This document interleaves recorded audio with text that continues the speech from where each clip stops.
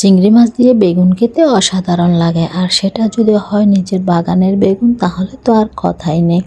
আর আমি চিংড়ি মাছ দিয়ে আজকে তরকারি রান্না করতেছি, সেগুলো আপনাদের সাথে শেয়ার করলাম। আশা করি ভিডিওটি আপনাদের ভালো লাগবে। আসসালামু আলাইকুম এভরিওয়ান, আপনারা সবাই কেমন আছেন? সকালবেলা উঠে ভিডিওটি শুরু করছি। আর সকালে ঘুম থেকে উঠে আমি পুরি টাইপের কিছু একটা বানিয়ে নিচ্ছি। আমার বাচ্চারা রুটি খেতে পছন্দ করে না, তাই প্রত্যেক দিনে এরকম পরোটা না হয় পুরি এগুলাই বানাতে হয়। আর আমি পুরি বানানোর সাথে সাথে আপনাদের সাথে একটু ভিডিও করতেছি। সকাল থেকে ভিডিওটা শুরু করলাম। আর এই পুরি বানানো শেষ হলে আমি 1 কাপ চা নিয়ে বাহিরে চলে গেলাম। আর আস্তে করে আমার বাগানটা দেখতেছি। 1 কাপ চা খেতে খেতে আর পুরিটা আমি পরে খাবো, কারণ এত সকালে আমার তেমন ক্ষুধা লাগে না, যেহেতু একটু ঠান্ডা পড়ে গেছে সেজন্য এখন চাটা একটু খেয়ে নিচ্ছি। এরপর আমি চলে আসলাম আমার বাগানে, কারণ সকালবেলা রোদ ওঠার আগে বাগানে আসলে পানি দিতে পারে আর কিছু শাকসবজিও তুলে নিতে পারে। এটা ভেবে আজকে শাক রান্না করব, তাই এখানে অনেকগুলো আলু শাক হয়ে আছে। আর সেখান থেকে আমি অল্প পরিমাণ আলু শাক এবং বিভিন্ন ধরনের সবজি মিক্স মানে শাক সবজি এগুলো আর কি তুলে নিচ্ছি। এখানে তো বাতাসা মরিচ, এগুলো শাক দিয়ে খেতে অনেক সুগন্ধ, অনেক ভালো লাগে। আর এই অনেকগুলো শাক তুলে নিলাম। আর সাথে মরিচ, এখানে হলুদের হলুদ গাছের যে ডগা থাকে না, এখান থেকে ডগাটা নিয়েছি। আর এখানে পাঁচমিশালি শাক। আলহামদুলিল্লাহ আমার বাগানে অনেক রকম শাক আছে। আর এগুলো হচ্ছে মিষ্টি কুমড়া শাক।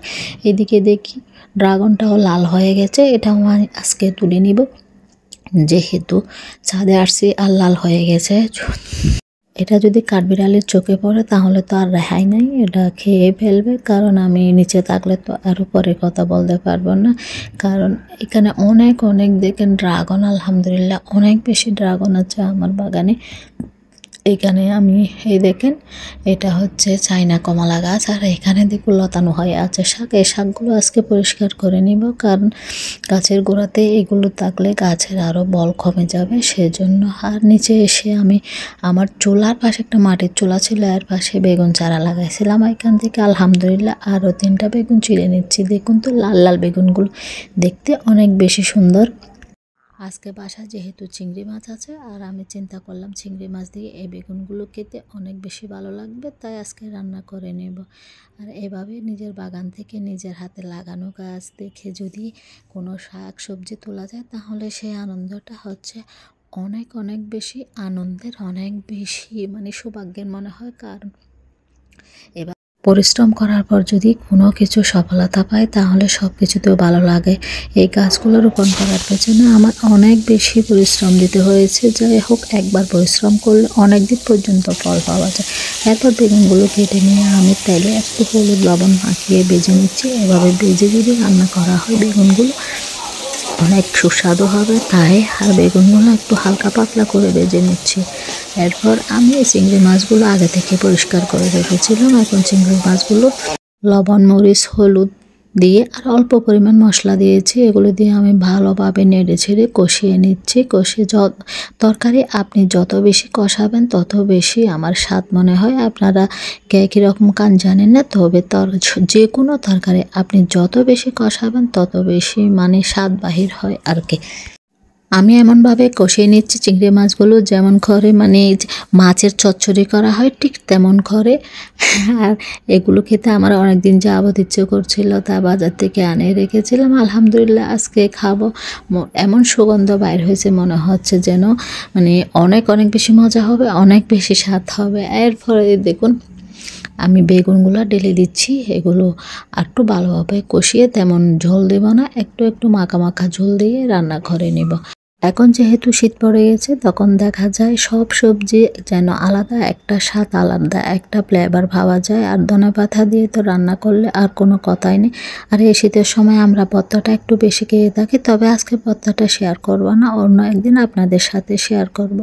এদিকে আমার ডাল দিয়ে শাক রান্না করাটাও হয়ে এসেছে। এখানে আমি একদম পাতলা করে লাল মরিচ দিয়েছি আর কয়েকটা কাঁচামরিচ, পেঁয়াজ আর রসুন দিয়ে নেড়েচেড়ে এগুলো আমি নিয়ে নিচ্ছি।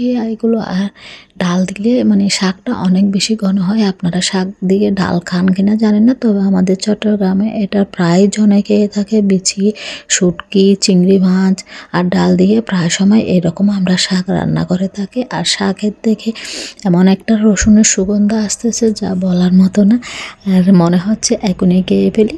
এখন প্রায় বেলা 12টা বাজে আর একটু হালকা পাতলা ক্ষুধা লেগে গেছে, তাই ড্রাগনগুলো কেটে নিয়েছি। আর ড্রাগনগুলো কালারটা এত সুন্দর দেখতে পাচ্ছেন, মনে হয় আলাদা কোনো কালার দেওয়া হয়েছে। এগুলো যদি আমি বাজার থেকে কিনে আনতাম তাহলে মনে হয়তো এখানে কোনো প্রকারের মানে রং অ্যাড করা হয়েছে। আর এখন যখন নিজের বাগান থেকে খাচ্ছি দেখে অনেক অনেক খুশি, অনেক অনেক ভালো লাগতেছে। আর হালকা পাতলা খিদে মেটানোর জন্য আমি এখানে কিছু পেয়ারা আর ড্রাগন খাচ্ছি।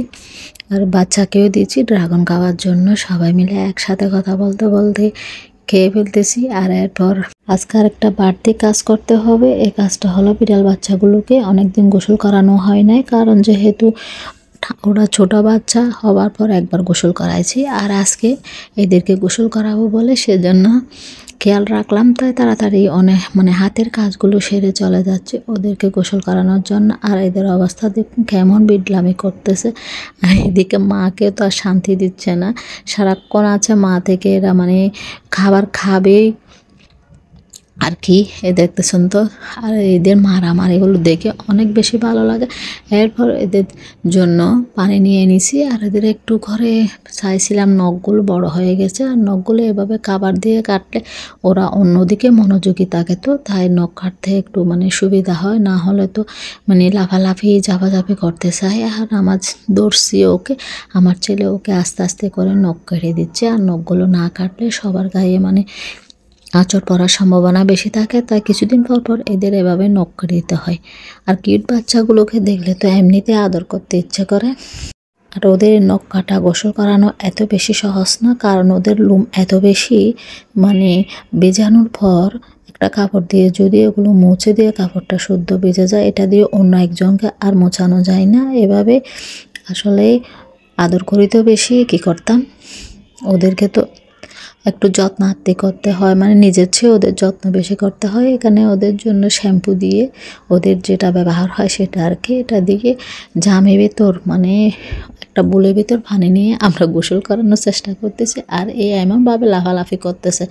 যাই হোক, শেষমেশ ওকে দুজনে ধরে ভালো করে গোসল করে নিলাম। এখন কাপড় দিয়ে যেটা মুছতে যাব, হায় রে আল্লাহ, এই গা শুকাতে প্রায় 2-3 ঘন্টা চলে যায়। একে কি গোসল করাবো, চাই যে প্রত্যেক সপ্তাহে গোসল করানোর জন্য, কিন্তু পারি না, কারণ ঠান্ডা লেগে যাবে বলে ভয় লাগে। আর কানে দিয়ে যদি পানি ঢোকে একদম সমস্যা বিড়ালদের। আর একে গোসল করানোর পরে কেমন চুপসে গেছে দেখেন।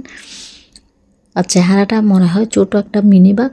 ওর বাচ্চাদের গোসলটা আর শেয়ার করতে পারলাম না, ভিডিওটা অনেক লম্বা হয়ে যাচ্ছে। আবার দেখা হবে নতুন ভিডিওতে, ততক্ষণ পর্যন্ত সবাই ভালো থাকবেন। আসসালামু আলাইকুম।